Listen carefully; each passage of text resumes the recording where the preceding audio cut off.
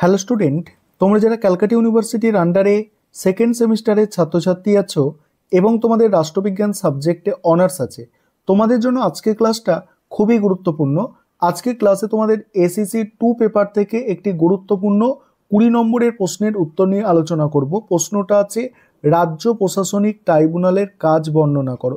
এই প্রশ্নটা তোমাদের মডিউল 1 থেকে আছে। দেখে নাও প্রশ্নের উত্তরটা কিভাবে তোমরা গুছিয়ে লিখবে সেটা বুঝে নাও।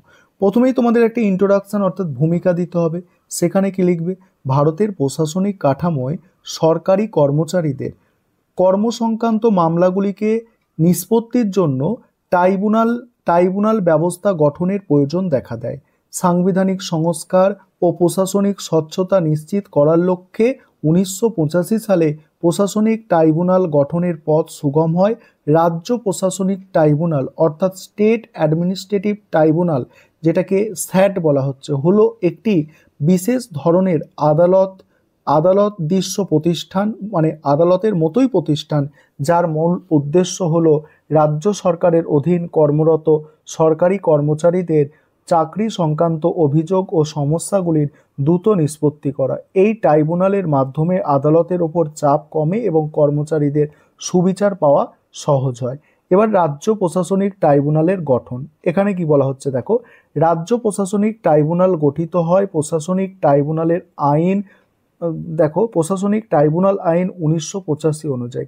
সংশ্লিষ্ট রাজ্য সরকার কেন্দ্রীয় সরকারের অনুমোদন নিয়ে একটি ট্রাইব্যুনাল স্থাপন করতে পারে। ট্রাইব্যুনালে সাধারণত একজন চেয়ারম্যান, যিনি একজন অবসরপ্রাপ্ত হাইকোর্টের বিচারপতি ও 2 বা ততোধিক সদস্য থাকবেন, যাদের মধ্যে প্রশাসনিক ও বিচার বিভাগীয় অভিজ্ঞতা থাকা আবশ্যক। পশ্চিমবঙ্গ রাজ্যে স্যাট এর প্রধান কার্যালয় কলকাতায় অবস্থিত। স্যাট মানে কি আগেই বলেছি, স্টেট অ্যাডমিনিস্ট্রেটিভ ট্রাইব্যুনাল অর্থাৎ রাজ্য প্রশাসনিক ট্রাইব্যুনাল।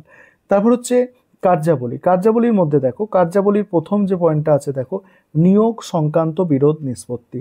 রাজ্য সরকারের বিভিন্ন দপ্তরে নিয়োগের ক্ষেত্রে স্বজন পোষণ, বৈষম্য ও অবিচার হলে অনেক কর্মচারী ক্ষতিগ্রস্ত হন। নিয়োগ প্রক্রিয়ায় অনিয়ম হলে কিংবা যোগ্য প্রার্থীদের বদলে অযোগ্য প্রার্থী নিয়োগ পাওয়ায় অভিযোগ উঠলে স্যাট এ সেই অভিযোগ দায়ের করা যায়, আর ট্রাইব্যুনাল নিরপেক্ষ তদন্তের মাধ্যমে বিষয়টি বিচার করে। পরের পয়েন্ট আলোচনা করব এবং উত্তরের বাকি অংশটুকু আলোচনা করব। তার আগে যে বিষয়টা তোমাদের বলার আছে, তোমাদের জন্য অনলাইন কোচিং ক্লাস চলছে। তোমরা যদি কেউ পেড ব্যাচে অ্যাডমিশন নিতে ইচ্ছুক থাকো, তাহলে নিচে স্ক্রিনে যে নম্বরটা দেখতে পাচ্ছ হোয়াটসঅ্যাপ নাম্বারটা, এই নম্বরে যোগাযোগ করে পেড ব্যাচে অ্যাডমিশন নিতে পারো। আমাদের সপ্তাহে 3 দিন করে ক্লাস থাকে, 2 দিন রেকর্ডেড ক্লাস এবং 1 দিন লাইভ ক্লাস। দেখে নাও পরের পয়েন্টগুলো দেখো। পরের পয়েন্ট হচ্ছে পদোন্নতির ক্ষেত্রে বৈষম্যের নিষ্পত্তি। অনেক সময় মেধা ও যোগ্যতার থাকার সত্ত্বেও সরকারি কর্মচারীরা উপযুক্ত পদোন্নতি পান না। এমনকি কখনো সিনিয়র কর্মচারীদের বাদ দিয়ে জুনিয়রদের পদোন্নতি দেওয়া হয়। স্যাট এই ধরনের পদোন্নতি সংক্রান্ত মামলার নিষ্পত্তি করে এবং যথাযথ তদন্তের ভিত্তিতে সঠিক রায় প্রদান করে।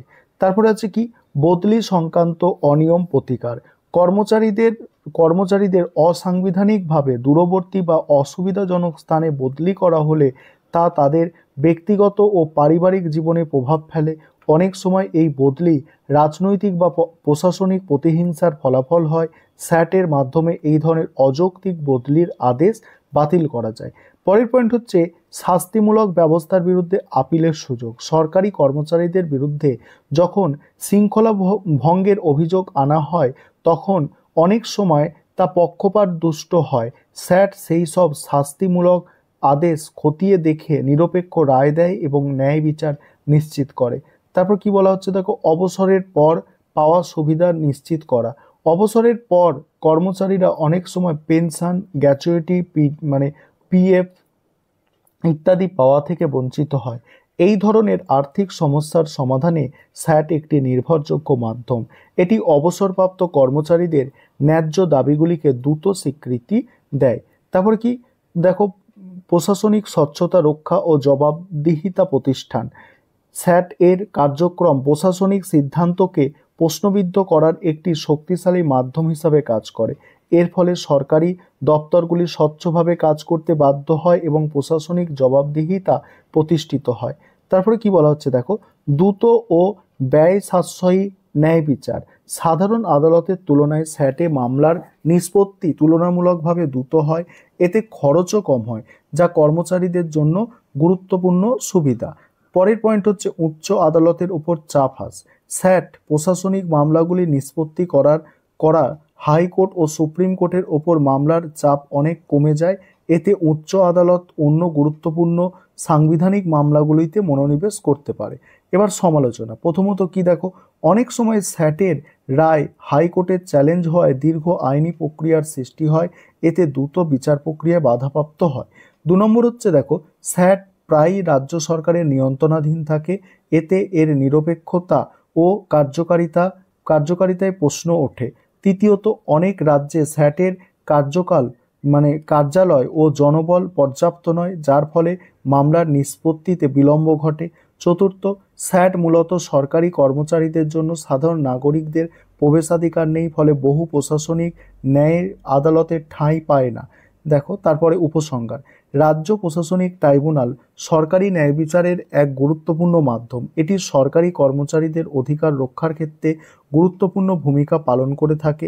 যদিও কিছু সীমাবদ্ধতা ও সমালোচনা রয়েছে, তবুও এটি আদালতের বিকল্প হিসেবে দ্রুত, সহজ ও খরচ সাশ্রয়ী ন্যায় পাওয়ার এক কার্যকর উপায়।